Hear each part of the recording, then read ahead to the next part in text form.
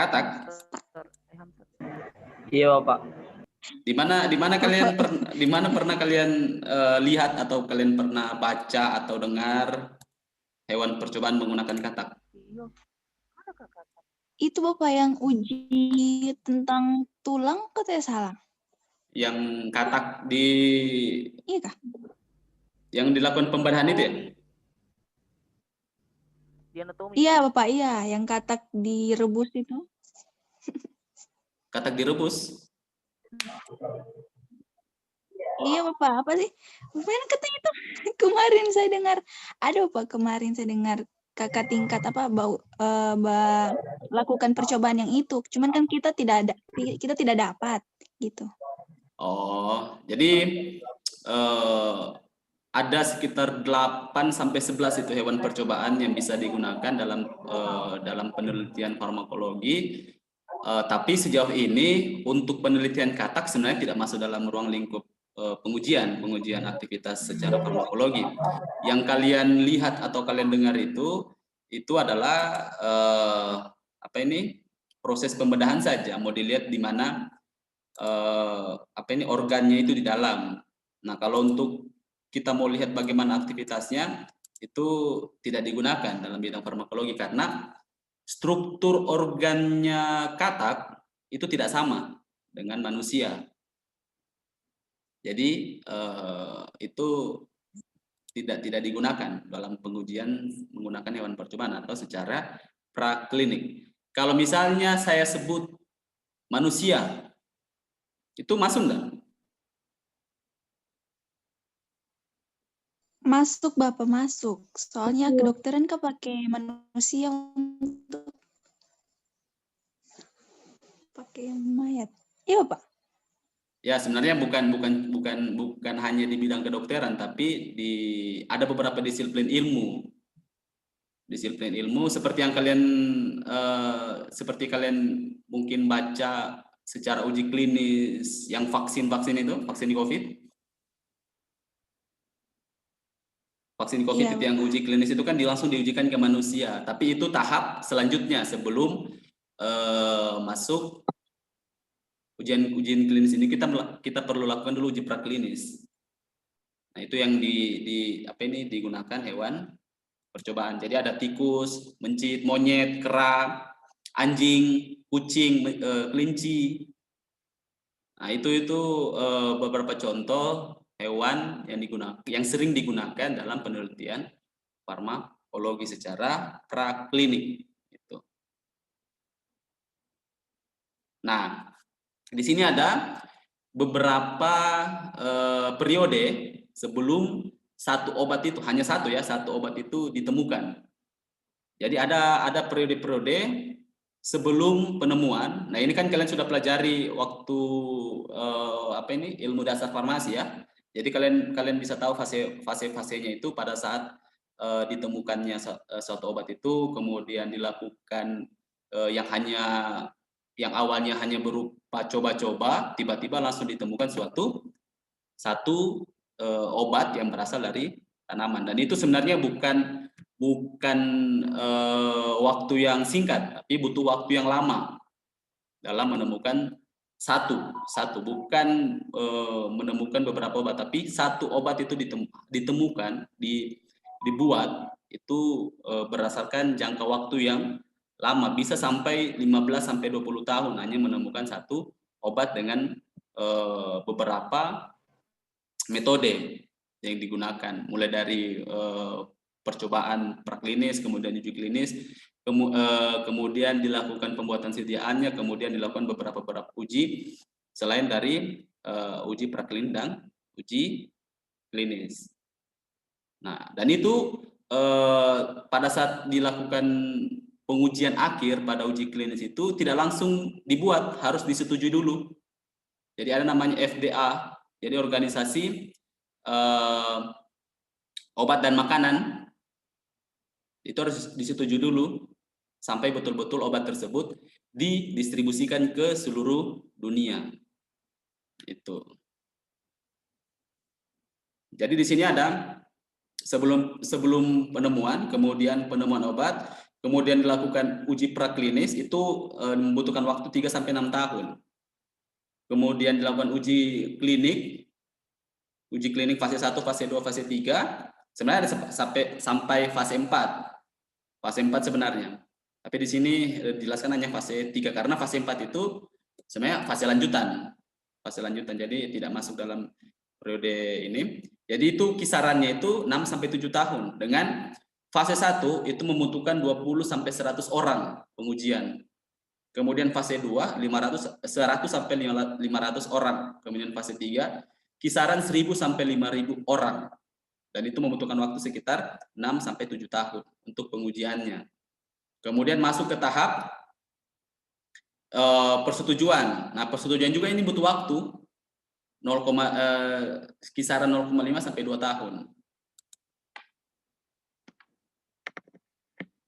Kemudian masuk ke persiapan untuk dipasarkan atau didistribusikan. Gitu. Jadi yang kalian mungkin kalian baca atau kalian nonton itu berita-berita tentang uji klinis vaksin kemarin itu merupakan salah satu contoh pengujian secara klinik yang urgent. Pengujian klinik secara singkat karena memang kan dilakukan secara singkat dengan hanya menggunakan beberapa sampel manusia atau subjek penelitian manusia.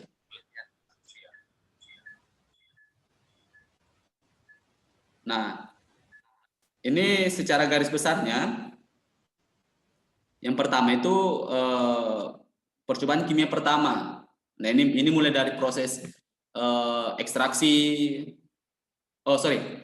pemilihan bahan, kemudian proses ekstraksi, kemudian melakukan penapisan fitokimia, penapisan farmakologi, kemudian melakukan studi percobaan farmakologi yang lebih luas, mencari beberapa literatur yang memungkinkan untuk kita punya penelitiannya semakin bagus, kemudian dilakukan uji toksisitas dan uji penelitian klinik. Nah, ini secara menyeluruh adalah proses penyaringan sebenarnya. Dari ini contoh ya, dari 8.000 sampai 10.000, kemudian masuk ke 2.500 sampai 50, sampai ke ditemukannya satu obat. Itu satu obat. Nah, ini contoh kalau misalnya kita menggunakan bahan alam untuk menemukan satu obat, kayak misalnya pernah dengar obat papaverin? Pernah, Bapak. Nah, itu kan berasal dari tanaman dan itu butuh waktu yang cukup lama untuk menemukan dibuat satu obat papaverin hidroklorida. Nah, masih banyak tanaman-tanaman, contohnya lagi digitalis, obat jantung. Nah, itu kan ditemukan juga berasal dari tanaman. Nah, bukan cuma itu, ada juga yang berasal dari antibiotik, penisilin. Antibiotik pertama yang ditemukan, penisilin. Itu berasal dari tapi itu bukan dari bahan ini ya, bukan dari tanaman ya, tapi berasal dari jamur Penicillium notatum. Itu. Nah, ini pengembangan obat baru. Jadi dilakukan dulu studi in vitro. Studi in vitronya seperti apa? Nah, ini mencakup sintesis dan screening molekulnya atau penapisan secara molekul. Kemudian masuk ke tahap uji praklinik yang menggunakan hewan percobaan. Kemudian masuk ke uji klinik mulai dari fase 1, fase 2, fase 3 dan fase 4 atau studi lanjutannya. Nah, ini masuk dalam proses pengembangan obat baru. Pernah dengar studi in vitro? Belum, Bapak. Studi in vitro. Nah, studi in vitro ini sebelum kita menggunakan hewan percobaan yang menggunakan jaringan yang hidup atau sel yang hidup atau organ yang hidup, itu terlebih dahulu sebenarnya harus dilakukan studi in vitro atau di luar jaringan hidup. Biasanya pakai media. Ini biasanya pakai media. Misalnya medianya medium, atau misalnya pakai enzim, atau misalnya pakai protein. Dan masih banyak lagi sebenarnya yang perlu dilakukan sebelum kita melakukan uji praklinik. Nah, studi in vitro ini harus dilakukan, tidak boleh tidak dilakukan, harus dilakukan untuk menemukan senyawa baru atau obat baru. Itu. Nah, uji praklinik dan uji klinis itu sama halnya kalau misalnya kita sebutnya itu studi in vivo. Jadi ada studi in vitro, kemudian ada studi in vivo. Itu. Jadi pengertiannya itu di luar jaringan hidup, vitro itu di luar jaringan hidup, kemudian vivo in vivo dalam jaringan hidup. Jadi in vitro itu di luar jaringan hidup, kemudian in vivo di dalam jaringan hidup. Nah, di dalam jaringan hidup ada menggunakan hewan percobaan dan manusia langsung. Itu.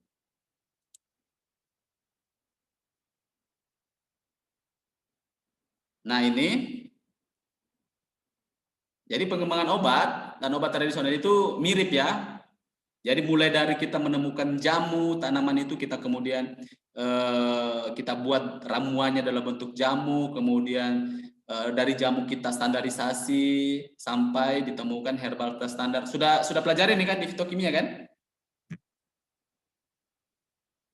Kakak, Bapak belum dapat fitokimia. Oh, belum dapat. Jadi ini hanya berarti sekilas saja. Nanti lebih jelasnya nanti kalian dapatnya itu di fitokimia sebenarnya. Tapi tidak apa-apa saya jelaskan dulu. Jadi tahapannya itu di Indonesia sebenarnya banyak, dan di Indonesia itu dia urutan ketiga sumber bahan alam terbesar di dunia. Dan Indonesia urutan ketiga. Nah, saking banyaknya, banyak peneliti-peneliti dia menggunakan obat sebagai alternatif untuk menemukan senyawa baru dengan beberapa yang tadi saya bilang pengujian-pengujian. Dan pada saat sudah ditemukan, dilakukan penapisan sampai dilakukan pengobatan secara tradisional dengan menggunakan bahan alam tadi. Dan bahan alam itu bukan cuma dari tanaman ya. Ada yang tahu selain tanaman, kalau misalnya kita sebutnya itu bahan alam, selain tanaman itu ada enggak yang tahu lagi? Pak, hewan, mineral yang dibuat jadi obat tradisional. Ya, hewan, kemudian hewani, nabati, sama mineral.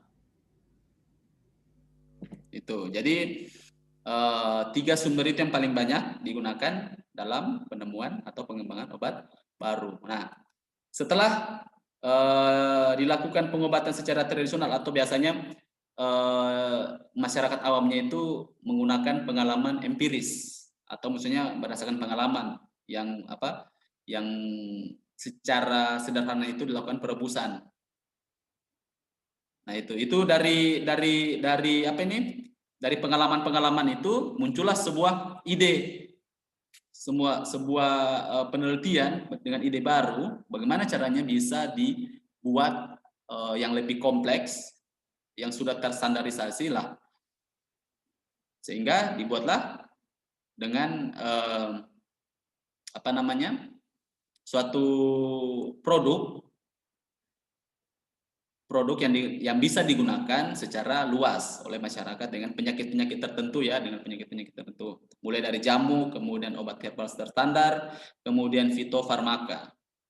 Nah, itu. Nah, jamu ini yang biasa kalian lihat ya, jamu yang dijual-jual itu, yang pagi-pagi itu. Nah, ini belum terstandarisasi. Artinya apa? Artinya yang hanya dilakukan perebusan. Daun direbus, nah itu masuk dalam kategori jamu. Kemudian obat herbal standar, nah ini baru sampai ke tahap uji praklinis atau menggunakan hewan percobaan, dan itu sudah terstandarisasi masuk ke tahap akhir, yaitu pembuatan secara fitofarmaka. Nah, fitofarmaka ini sama dengan obat-obat sintetis yang berasal dari kimiawi. Itu. Tapi bilangnya itu bukan obat sintetik tapi obat fitofarmaka, karena obat yang dibuat dalam fitofarmaka itu adalah obat-obat yang dibuat dalam bahan alam. Nah, itu sebutnya fitofarmaka. Dan ini sudah teruji secara klinis, langsung diujikan ke manusia, dan itu sudah terregistrasi dan sudah terstandarisasi. Nah, ini lambangnya ya, jadi ada jamu, lambangnya seperti ini, kemudian obat herbal standar, kemudian fitofarmaka. Nah, ini sudah banyak beredar di pasaran ya, sudah banyak di apotek-apotek maupun toko obat. Nah, ini sudah ada. Nah, kita masuk ke tahapan penelitian obat. Yang pertama itu tahap penapisan atau tahap screening suatu senyawa calon obat, suatu senyawa atau ligan. Kalau orang kimia bilang ligan, tapi kalau kita bilangnya senyawa. Nah, tahap uji praklinis itu apa semua? Jadi ada uji efek farmakologi atau uji aktivitasnya, kemudian uji toksisitas. Jadi mau dilihat batas keamanannya suatu tanaman itu. Kemudian ada uji teratogenik. Pernah dengar uji teratogenik? Apa itu teratogenik? Belum, Bapak. Jadi uji teratogenik ini uji tahapan lanjutan ya dari apa ini? Uji praklinik. Jadi uji teratogenik ini uji kelainan pada janin. Uji kelainan pada janin, kemudian uji mutagenik. Jadi kita lihat mutasi gennya sampai di mana, kemudian uji karsinogenik, apakah kita punya sampel tanaman itu bisa menyebabkan kanker atau tidak, dan lain-lain. Itu. Jadi ada beberapa tahapan. Jadi tidak segampang itu kita langsung mengklaim bahwa misalnya kita melakukan penelitian, oh dia punya efek, misalnya dia dapat menurunkan diabetes, tidak langsung mengklaim bahwa oh kita punya obat ini siap untuk digunakan di masyarakat. Tidak bisa. Tidak bisa kita langsung bilang seperti itu. Kemudian tahap uji klinis. Nah, ini tahap 1, 2, 3, dan tahap 4. Nah, screening atau penapisan ini merupakan senyawa yang diperoleh dari alam. Bila ditemukan bahwa senyawa ini memiliki aktivitas biologi atau farmakologi. Nah, ini yang saya bilang tadi bahwa secara empirik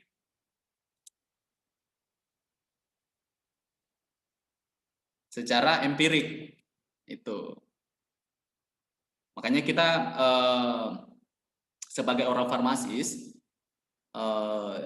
kita diharapkan maksudnya punya ide-ide baru, kalau misalnya ada tanaman yang punya potensi dalam aktivitas biologi ataupun aktivitas secara farmakologi. Jadi kita bisa membuat suatu formula dengan melakukan pengujian-pengujian yang sebelumnya tadi yang sudah sebutkan. Nah, yang pertama, pada saat kita melakukan screening atau penapisan, yang perlu diperhatikan yang pertama adalah diharapkan berkhasiat untuk penyakit yang menduduki urutan atas. Secara epidemiologi dalam angka kejadian berdasarkan pola penyakit. Kemudian yang kedua, berdasarkan pengalaman empiris ya, yang saya bilang tadi, berkhasiat untuk penyakit tertentu.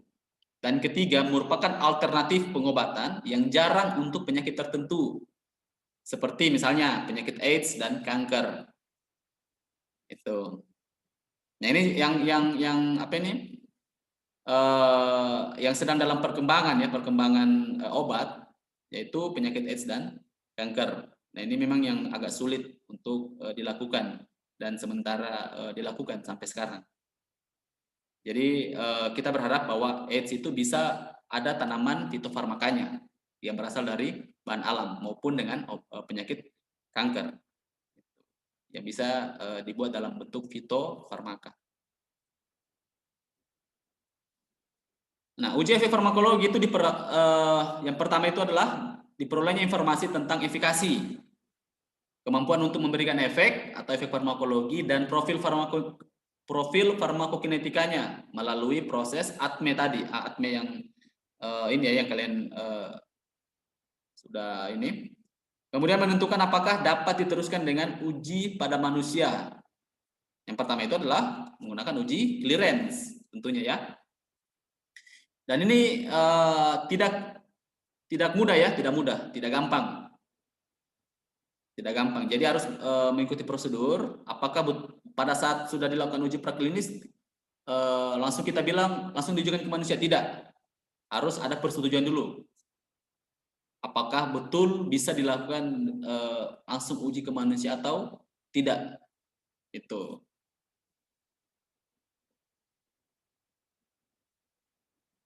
Nah, kita masuk ke toksisitas. Jadi ada beberapa uji toksisitas yang kita akan bahas di sini. Apa itu toksisitas? Yaitu suatu efek yang menyebabkan gangguan fungsional, biokimiawi atau fisiologis yang dapat menyebabkan kesakitan yang mengganggu kondisi tubuh secara umum. Ya, berasal dari kata toksik ya atau racun. Kapasitas suatu zat untuk menimbulkan efek yang berbahaya. Jadi tanaman itu punya batas keamanan juga. Jadi banyak yang penelitian-penelitian yang senior-seniornya kalian beranggapan bahwa misalnya penelitiannya aktivitas farmakologi, kemudian diperoleh misalnya dosisnya 500 itu sudah memberikan efek. Kemudian langsung dia berasumsi bahwa semakin tinggi dosisnya tanaman tersebut itu semakin bagus. Tidak ya, itu salah besar itu. Salah besar itu. Kalau misalnya kita sebutnya 500 yang paling efek, kemudian dia bilang semakin tinggi dosis yang diberikan itu semakin bagus efeknya. Itu tidak betul ya, tidak betul. Karena walaupun memang kita bahan alam itu minim untuk efek sampingnya atau efek fungsinya, tapi kita tidak bisa langsung bilang dia aman 100% dari toksisitas. Itu kalian jangan beranggapan seperti itu. Kalau misalnya kita selesai penelitian terus kita mengklaim atau mengasumsi bahwa ya sudah pakai saja seberapapun banyaknya itu tidak akan berefek toksik sama kita. Oh, itu tidak betul ya. Tidak betul itu. Karena memang tanaman juga punya batas keamanan. Makanya perlu dilakukan uji toksisitas. Sampai di mana batas keamanannya bisa memberikan efek. Itu.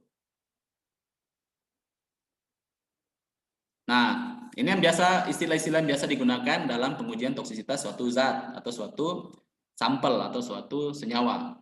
Jadi namanya dosis letal atau LD. Apa letal?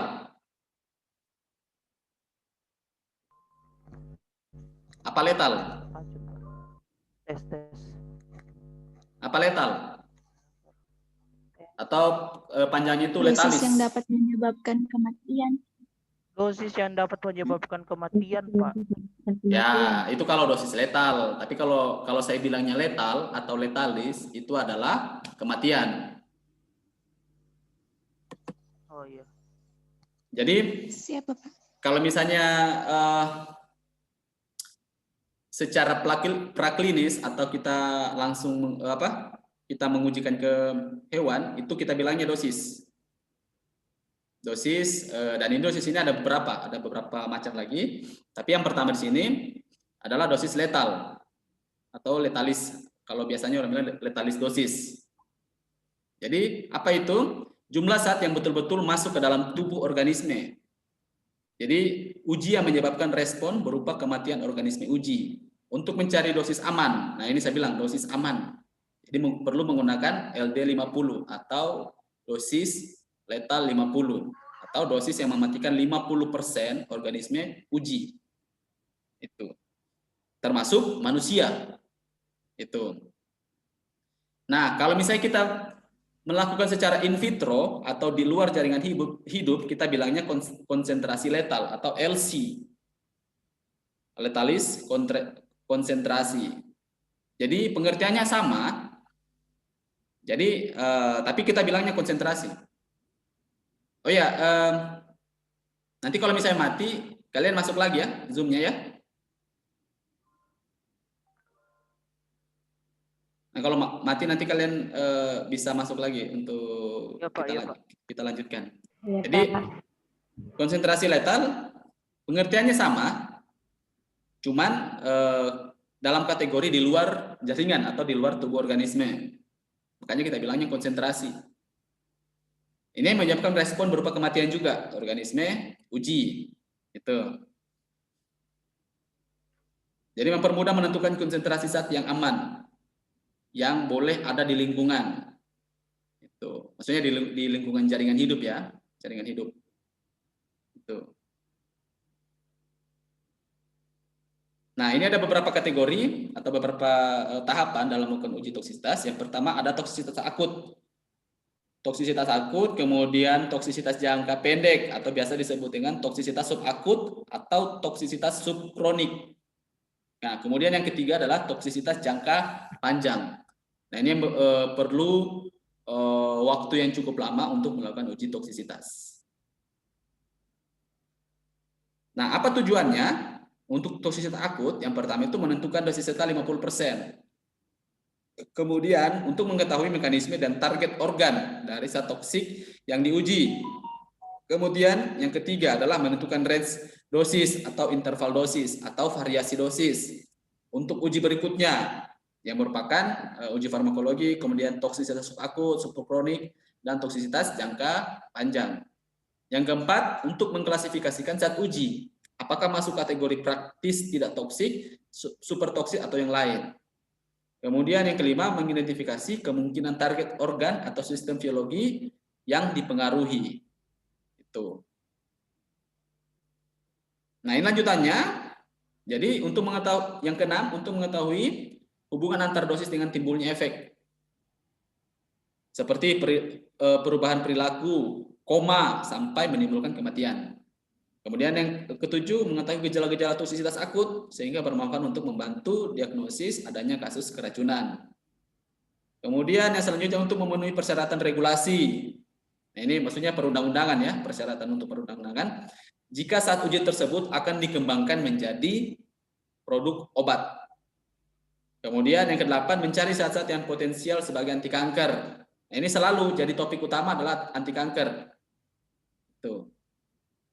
Kemudian untuk keperluan evaluasi keterbahayaan suatu zat melalui data yang diperoleh. Kemudian mengetahui pengaruh umur, jenis kelamin, cara pemberian, dan faktor lingkungan terhadap toksisitas suatu zat. Dan yang terakhir adalah mengetahui variasi respon antar spesies dan antar strain, di mana strain ini adalah hewan ataupun mikroba, serta memberikan informasi tentang reaktivitas suatu populasi hewan. Itu.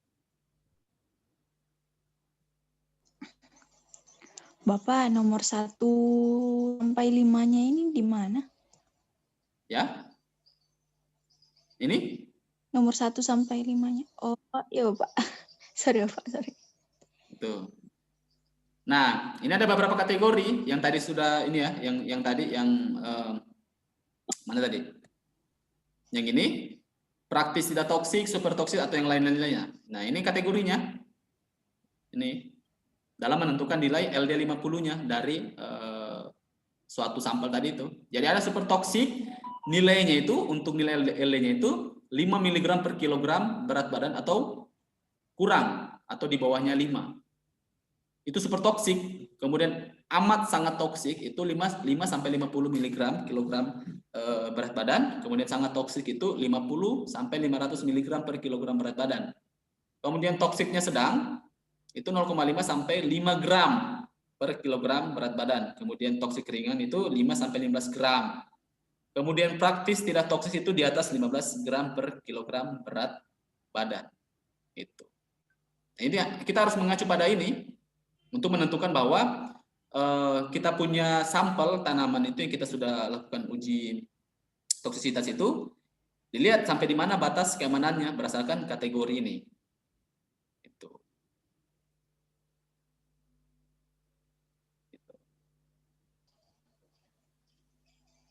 Nah, ini merupakan rancangan percobaan. Bisa ya? jelaskan ulang, saya kurang paham. Boleh Apanya? dijelaskan ulang yang LD50 itu, saya kurang paham Bapak. Kayak semakin kecil kayaknya dosisnya semakin toksik Bapak begitu? Ya, memang begitu. Semakin kecil dianggapnya sebagai super toksik. Jadi begini, kenapa dibilangnya semakin kecil semakin toksik? Karena bayangkan kalau misalnya sedikit dosisnya kita pakai, itu bisa menyebabkan kematian sampai 50%. Nah, itu kan sudah masuk dalam kategori yang sangat toksik, bahwa kita menggunakan sedikit dalam 5 mg saja itu sudah mengakibatkan kematian sampai 50%. Artinya kan itu dikategorikan bahwa sampel tanamannya kita itu sangat toksik atau super toksik. Itu.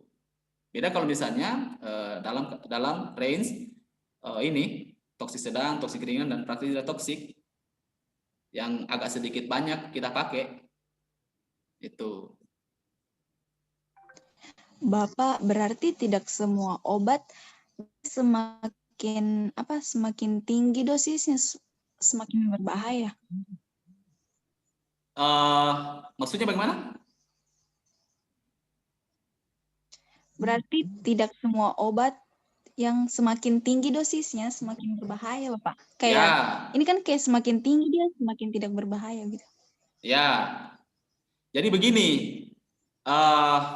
ini masih lethal dosis ya, masih lethal dosis. Masih ada yang lain, yang kategori dosis yang lain lagi. Tapi kalau misalnya kita berbicara tentang obat, ini dalam ruang lingkup ini ya, maksudnya yang dari tanaman ya, dari tanaman. Tapi kalau misalnya kita berbicara tentang obat sintesis atau obat kimiawi, jadi tidak semua kalau misalnya dosisnya itu bisa aman. Itu contoh, karena kita lihat untuk obat kimiawi itu ada namanya indeks terapi. Indeks terapi. Pernah kayaknya saya jelaskan itu indeks terapi.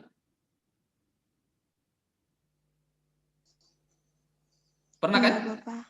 Nah, itu ukuran batas keamanan obat sintetik, indeks terapi. Jadi ada nilainya itu tiap obat itu indeks terapinya itu sampai berapa. Nah, contoh obat paracetamol. Nah, itu indeks terapinya luas. Indeks terapinya luas. Nah, itu yang biasa kalian lihat itu dosisnya berapa? 500, Bapak. Ya, itu adalah dosis dewasa 500.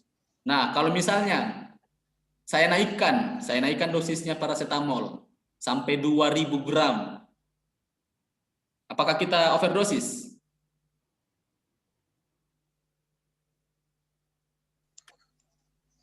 Belum kayaknya, Bapak. Ya, belum, karena indeks terapinya itu luas. Yang luas artinya di sini aman. Karena paracetamol indeks terapinya luas. Jadi ada dua kategori indeks terapi, ada luas, ada sempit. Ada luas, ada sempit. Nah, kalau misalnya contohnya luas itu seperti tadi saya bilang, contohnya itu paracetamol.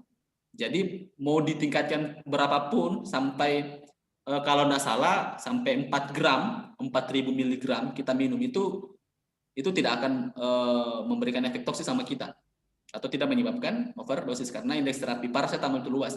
Nah, beda kalau misalnya indeks terapi yang sempit. Contoh misalnya obat jantung, digoxin.